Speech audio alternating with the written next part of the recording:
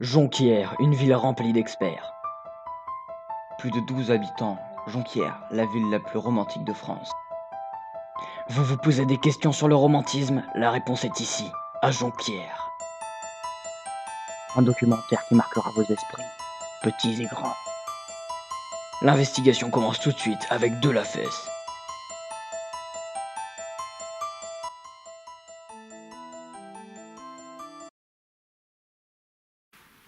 Eh bien bonjour, je suis De La Fesse, votre animateur TV pour toujours plus d'animations exceptionnelles. Aujourd'hui nous allons parler du romantisme, nous sommes avec Brelan. Brelan, c'est à vous. Effectivement, je m'appelle bien Brelan, je suis un expert, comme ils disent. Je suis un expert qui parle Du romantisme. du romantisme, effectivement, du romantisme qui s'exprime dans la littérature, la peinture, la sculpture, la musique, comme on sait, La musique. la musique. La musique, la politique et la danse où ça swing, comme disent les jeunes. Il se caractérise par une volonté de l'artiste d'explorer toutes les possibilités de l'art, les possibilités que nos experts en parleront plus en détail, des experts très expérimentés. Les possibilités de l'art afin d'exprimer ses états d'âme. C'est exact. C'est exact. Je m'appelle Brelan. Les aléas du direct. Nous nous retrouvons en compagnie de notre nouvel expert, c'est un expert en histographie. Oui, bonjour. Alors évidemment, je suis un principal connaisseur dans tout ce qui est peintre romantique. Alors ça c'est pas du tout du romantisme, mais c'est de la bonne grosse. Bon, je dirais pas parce qu'on est à la télé. Voilà, alors notamment dans les grands romantiques, il y a Eugène Delacroix, il y a Théodore Géricault, tout ce genre de choses qui sont des beaux peintres. Alors, je vais notamment vous parler de Théodore Géricault, qui est très connu, qui a peint le radeau de la Méduse. Oui, un radeau et plein de gens qui se sont échoués, qui donc n'ont pas beaucoup d'amis. Bon, c'est une œuvre sympatoche à étudier, après un petit coup de Pinard-Midi.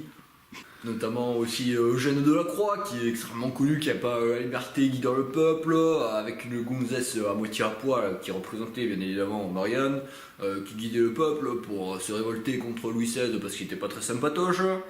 Il y a aussi Jean-Auguste Dominique qui devait être un parent à Gérard Depardieu parce qu'ils étaient un peu tous les deux gros quoi. Et il aimait beaucoup peindre des gens gros, voilà, et voilà.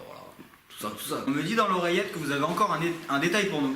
Exactement, alors je vais vous parler du romantisme, qui a été créé en plusieurs périodes quand même. Première période du romantisme, c'est le pré-romantisme qui se développe en parallèle du néoclassicisme qui dure de 1700 à 1800 à peu près, c'est assez long quand même, un siècle. Qui est plutôt en opposition avec ce courant, exactement un siècle, et oui, c'est quand même magnifique. En effet, le néoclassicisme prône plutôt la beauté idéale, quoi. Vraiment, la vertu, tout ce qui est se la péter, tout ça, quoi. Et les trucs vieux, quoi. Alors que le romantisme, c'est plus s'opposer et sur côté cœur et la passion, tout ça, tout ce qui est l'amour, les petits bisous dans les chambres, quoi.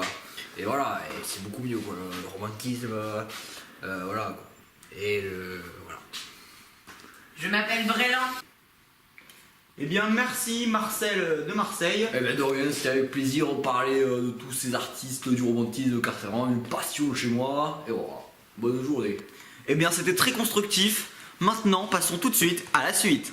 De La Fesse pour une nouvelle interview sur le romantisme. Tout de suite un personnage haut en couleur qui se nomme... J'ai trop bu pour les intimes. Très bien monsieur, j'ai trop.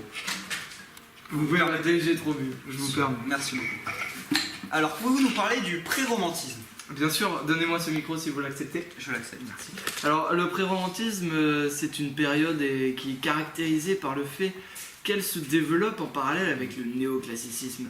Qu'est-ce que le néoclassicisme? Je vais vous le dire tout de suite, le néoclassicisme est à la fois un mouvement artistique, est une période stylistique qui émerge vers les années 1750, je crois bien. Mais en opposition avec ce courant, c'est aussi à ce moment-là qu'apparaissent les nouvelles thématiques des légendes. Et oui, les légendes nordiques, de l'histoire moderne, du paysage en tant que reflet de l'âme. Bonjour, ici De La Fesse pour une interview avec des passants. Donc c'est parti. Monsieur qui regarde les poubelles. Monsieur, que pensez-vous du romantisme? Que je pense du romantisme. C'est en Allemagne, c'est en partie un retour au fond primitif. sont primitifs. Oui, et indigène. Mais en France, je suis au contraire une réaction contre la littérature nationale. Voilà, c'était tout. Merci monsieur. C'était exceptionnel. C'était court, c'était intense. C'était génial. C'était... Dédicace à ma maman. Eh bien bonjour, je suis de la FES, votre animateur TV pour toujours plus d'animations exceptionnelles. Aujourd'hui nous allons parler du romantisme, nous allons interviewer un passant. Un passant exceptionnel. Monsieur. Que pensez-vous du romantisme, monsieur? Merci monsieur. C'était de la FES pour une interview exceptionnelle. Voilà. Je m'appelle Brelan. De nouveau avec Brelan. Brelan, c'est à vous. Effectivement, je m'appelle toujours Brelan. Et bien sûr, tout à l'heure, j'avais pas tout dit, j'avais pas été très clair sur mon sujet, parce que je suis un expert du romantisme. Effectivement. Du romantisme, mais aussi du post-romantisme. Du post-romantisme. Exactement. Et qu'est-ce que c'est le post-romantisme? Allez-vous me dire, parce que... Oui. Oui, qu'est-ce que c'est le post-romantisme? Le post-romantisme, c'est l'affaiblissement du romantisme. C'est quand le romantisme était plus famous, quand, par exemple, comme le dab. Le dab, c'est plus la mode. C'est l'installation du réalisme. Le réalisme, c'est un autre mouvement qui est apparu juste après le romantisme. Cependant, c'est la perpétuation du romantisme à une époque où dominé par le réalisme dans certains domaines. C'est-à-dire, le réalisme, c'est très bien.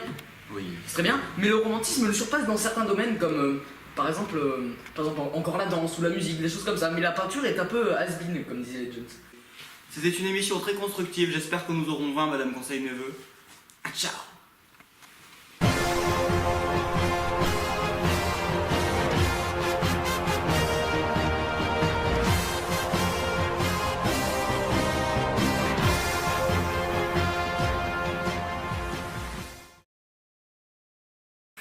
Granny was the chicken said it was